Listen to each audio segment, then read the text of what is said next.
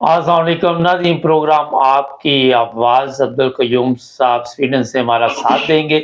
Programme शुरू करने से पहले मैं ये बता देता हूँ, अभी सोशल मीडिया पे एक खबर चल रही है कि एक सिपाही उसकी हार्ट अटैक से मौत हो गई है और वो सदर पाकिस्तान की हिफाजत का मेरा ख़्याल है कुछ काम अंजाम दे रहा था। ये मैं बता देता हूँ कि जो जज हमारे हैं, जो सिपाही हैं, जितने लोग भी इनके इस्तेमाल में आते हैं, चाहे वो कंपनी के आते हैं, चाहे वो नून लीग के आते, चाहे वो पीपल्स पार्टी के आते, अक्सर हार्ट अटैक से उनकी वफ़ात हो जाती है। तो मेरा ख़्याल है वो जिस तरह बस पे नहीं लिखा होता कि सवारी अपने सामान की हिफाज़त खुद करेगी, तो जिनको समझ आ चुकी हो, वो दूसरों को भी समझा दें। जी सर, अस्सलाम वालेकुम। जी वालेकुम सलाम जी, मुबारक साहब। सर, शहबाज शरीफ बेगम के साथ सागदार, अभी मुझे इत्तला मिली है कि पूरी सीनियर क़यादत इंग्लैंड पहुँच रही है। सवाल यहाँ पे बड़ा एक अहम है कि हमारे फैसले इंग्लैंड में होते हैं।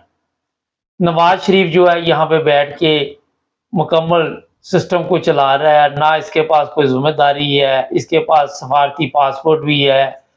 अब इसका भाई चला गया है, सफारती पासपोर्ट इसके पास अब कब तक रहेगा?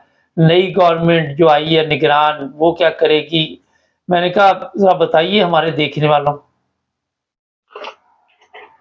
मुबारक साहब, यही तो बदबख्ती है ना कि जो पाकिस्तान के क्रिमिनल्स हैं, जिन्होंने पाकिस्तान को लूटा हुआ है, पाकिस्तान की दौलत खा गए, 75 साल से इस मुल्क को उन्होंने कंगाल किया, उनके अदारों को फेल करवाया, ये जस्टिस सिस्टम इन्होंने फेल करवाया क्योंकि ये मदाखलत करते रहे और फिर ऐसे ऐसे जज भर्ती करते रहे जो इनके साथ कॉम्प्रोमाइज होते थे और लोगों को इंसाफ नहीं मिला। अभी एक क्रिमिनल को अगर आप रेड पासपोर्ट देंगे पाकिस्तान का, जैसे वो खरबों पे खा के छुपा हुआ है, वो जमानत पे है, यहाँ से झूठ बोल के गया और इसके भाई जो मदारी है, ये वजीर आजम बना रहा क्रिमिनल, और इसने 5-10 रुपए के स्टैम्प के ऊपर साइन करके दिया था कि अगर ये ना आए तो मुझे पकड़ लेना। किसने पकड़ा है इसको? अभी सवाल ये है कि अगर कोई और मुल्क होता तो उसको फौरन अरेस्ट कर लेते और उसके उस वक्त तक ना छोड़ते जब तक वो बाहर से ना आता। अभी बात ये है कि सारा सिस्टम आपका कॉम्प्रोमाइज हुआ है, इसमें हर चीज आपकी फेल हुई है। जो फेल स्टेट होती हैं उनकी यही डेफिनेशन होती है कि उनका सारे सिस्टम्स फेल हो जाते हैं। जैसे गाड़ी का सारा इंजन ही खराब हो जाए तो गाड़ी किधर चलेगी? उसका पूरा जब सिस्टम खराब होता है तो गाड़ी खड़ी हो जाएगी सड़क के ऊपर।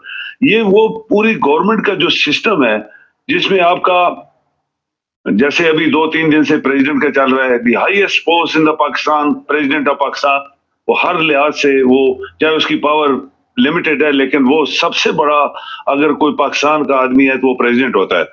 ठीक है, उसके साथ भी धोखा किया गया। किसने करवाया? इनने। ये जो मदारी भाग गया यहाँ से, ये आपको पता होना चाहिए मुबारक से, ये वेल प्लान तरीके से किया गया है। उन्होंने ऐसे तरीके से किए, बंदे तो उनके हैं वहां पे, मिलिट्री के भी मिलिट्री अटैचीज होते हैं, नेवल, एयरफोर्स, 3 अटैचीज होते हैं वहां पे। फिर इसके बाद और भी फौज के लोग होते हैं, फिर सिविलियन लोग भी होते हैं जो सदियों से वहां बैठे हैं। अमूमन ये होता है कि जब प्रेसिडेंट नया आता है तो पुराने बंदूक उठा के बाहर फेंकता है, तो उनको, क्योंकि वो कंप्रोमाइज होते हैं इसके साथ, जैसे मदारी है या ये जरदारी है, ये इनके बंदे बैठे होते हैं तो उनको निकालना चाहिए, नए बंदे रखो अपनी मर्जी से।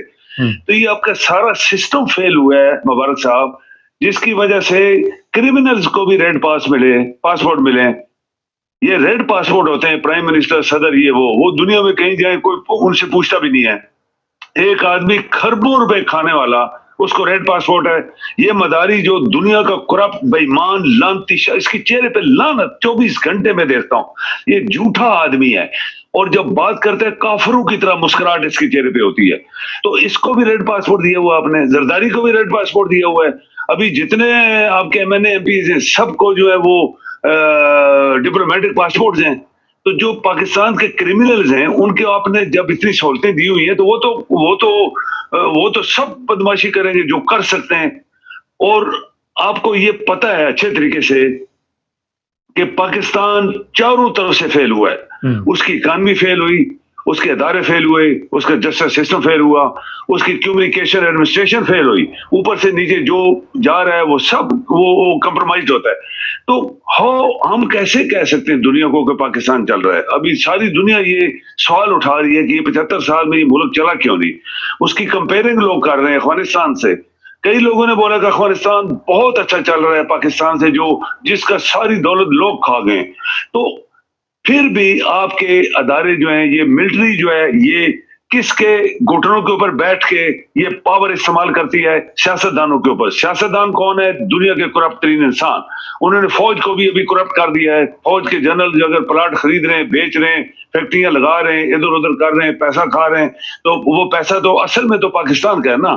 اسی لیے تو ہم دنیا کے مقروض ہوئے ہیں. قدم قدم سے لوگوں کی ہم نے چاپلوسی کی ہے اور چھوٹے چھوٹے ملکوں سے پاؤں پڑ کے پیسے لیے ہیں. تو ایک قوم کے مردہ ہونے کی یہ سب سے بڑی نشانی ہوتی ہے کہ جب قوم بھی مردہ ہو گئی ہے, آپ کے سارے ادارے بھی مردہ ہو گئے.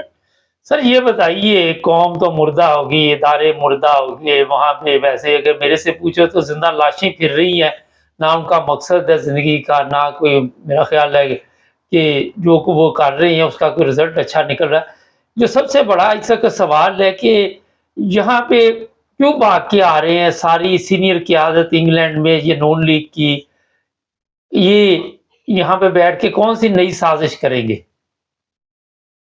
دیکھیں مبارک صاحب, اگر آپ کے ادارے ہو نا صحیح, پاکستان چل رہا ہو تو ان کو ریسٹ کر لیں, ان کو نکلنے نہ دیں. اچھا نکل گئے, واپس آئیں, ان کو ریسٹ کریں. کیونکہ پاکستان کے خلاف سازشیں یا تو دبئی میں ہوتی ہیں یا انگلینڈ میں ہوتی ہیں. چونکہ یہ وزیر اعظم یا صدر بننے والے لوگ, ان کی یا جائیدادیں دبئی کے اندر ہیں یا لندن کے اندر ہیں, اور یہ پیسہ کس کا تھا؟ پاکستان کا. تو یہ آپ کے اداروں کی بات ہے نا, اس لیے ہم کہتے ہیں نا آپ کی قوم مردہ ہوگی, آپ کے ادارے مردہ ہو گئے. ورنہ آپ انڈیا کی مثال لیں, ہماری دشمنی یا فرض کرو پاکستانیوں کی یا پاکستانیوں کی دنیا ہے, لیکن گورنمنٹ ٹو گورنمنٹ دشمنی ہے. آپ دیکھیں, کوئی مثال دیں انڈیا کی 75 ایئرز میں, کوئی جنرل, کوئی صدر, کوئی وزیر اعظم, کوئی منسٹر, اس کی پراپرٹی باہر بنی ہو, یا وہ بھاگ کے کسی دوسرے ملک میں سیٹل ہو گیا ہو, یا اس نے جیسے یہ روز بولتے ہیں ہماری افواج کے جنرلز بولتے ہیں یہ نہ کرو وہ نہ کرو, ہم یہ ارسٹ کر لیں گے, کسی جنرل کا کوئی بیان حکومت کے خلاف ہو انڈیا کے اندر, جو کہ 130 کروڑ لوگوں کا ملک ہے اور اس کی اتنی بڑی افواج ہے, اور اتنی اس کی اکانومی دیکھیں, ہر چیز دیکھیں, وہ آسمان پہ چلا گیا ہے, چاند پہ اترنے والے ہیں 25 تاریخ کو. اب دیکھیں یہ سب چیزیں ہیں جو ہمارے اندر کیوں ہوئی ہیں, پاکستان میں کیوں ہوئی ہیں, اور پاکستان نے دنیا کا کوئی بینک, دنیا کا کوئی ملک, دنیا کے کسی بندے کو بھی شرمندہ ہو کے اس کے سامنے ہاتھ پھیلائیں. لوگوں نے یہ بھی بولا کہ تمہارے کرپٹ سیاستدانوں کے پاس تو خربوں روپے ہیں, ہم سے کیوں مانگتے ہو. یہ بھی لوگوں نے بولا, ملکوں نے بولا کہ تمہارے پاس تو اپنے اتنے پیسے چھپائے ہوئے تو وہ دو نا پاکستان کو. تو یہ سب سلسلہ ہوا. اگر یہ قوم زندہ ہے, اس کے ادارے زندے ہیں جو غریبوں کو پکڑتے ہیں, ہر غریب آدمی بولے گا اس کے اندر کر دو. ایک آدمی جو عورتوں کو اندر کر دو, جوان لڑکیوں کو جیلوں میں گھسیٹ رہے ہیں, ایک عمران وہ ملک کے لیے بول رہا تھا اس کو اندر کیا ہوا ہے. تو ان حرام خوروں کو کیوں نہیں اندر کرتے جو سارا پیسہ لے کے لندن اور دبئی میں بیٹھے ہوئے ہیں اور یہ سارے پاکستان کے خلاف سازشیں کر رہے ہیں. تو اگر آپ کی قوم, آپ کے ادارے زندہ ہوتے, جن کو کہتے ہیں زندہ ہیں پائندہ ہیں, یہ بزنس ہے, لکھنے والا کون تھا, گانے والے کون تھا, ڈرم مارنے والا کون تھا, ناچنے والا کون تھا, اٹس اے ٹوٹل بزنس. کوئی پاکستان یا دنیا کی کسی قوم نے ناچنے, گانے, جھنڈے اٹھانے سے, نعرے مارنے سے, سڑکوں کے اوپر 4000 بندہ لے کے تو اسلام کے اوپر, تو ملک کے اوپر, تو فوج کے اوپر گانے گا کے, تو پاکستان نے ترقی نہیں کی. پاکستان نے 1% ترقی نہیں کی ان باتوں سے. قوموں نے ترقی کی. چائنا جو تھا اس نے ترقی کی کام کر کے. قائد اعظم نے بولا تھا کام کام کام, جب کرو گے تو تمہارا ملک ترقی کرے گا. تو یہ سب چیزیں ہو رہی ہیں.